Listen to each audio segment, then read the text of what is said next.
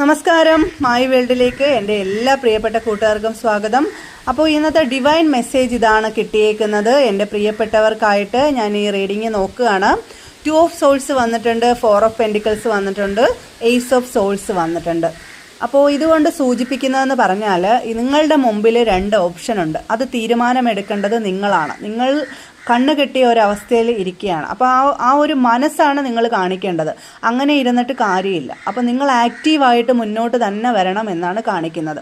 അപ്പോൾ 4 of swords ഇത് ഭൂമി തത്വത്തെ സൂചിപ്പിക്കുന്നത്, പണത്തെ, ആരോഗ്യത്തെയൊക്കെ ഈ കാർഡ് സൂചിപ്പിക്കുന്നുണ്ട്. അതേപോലെ തന്നെ വിട്ടുകൊടുക്കില്ല എന്നുള്ളൊരു, നിങ്ങൾക്ക് മാറ്റം ആഗ്രഹിക്കുന്നില്ല, ഞാൻ വിട്ടുകൊടുക്കത്തില്ല എന്നുള്ളൊരു രീതിക്ക് നിങ്ങൾ നിൽക്കുകയാണ്. നിങ്ങളെ മനസ്സ് ആ ഒരു രീതി നിങ്ങൾ മാറ്റുക. എന്നാൽ മാത്രമേ നിങ്ങൾക്കൊരു സക്സസ് ഉണ്ടാവൂ എന്നാണ് ഏസ് ഓഫ് സോൾസ് പറയുന്നത്. അപ്പം ഈ ഒരു വിട്ടുവീഴ്ച, ഈ ഒരു ഓപ്ഷൻ നിങ്ങൾ ഏതാണെന്നൊരു തീരുമാനം നിങ്ങളെ മനസ്സിൽ ഉറച്ച് നിങ്ങൾ മുന്നോട്ട് പോവുക. ആ തീരുമാനം നിങ്ങൾ എടുത്തു കഴിഞ്ഞാൽ ആ മനസ്സിലുള്ള ആശയക്കുഴപ്പം മാറി നിങ്ങൾക്കൊരു മെൻ്റൽ ക്ലാരിറ്റി വരുന്നതാണ്.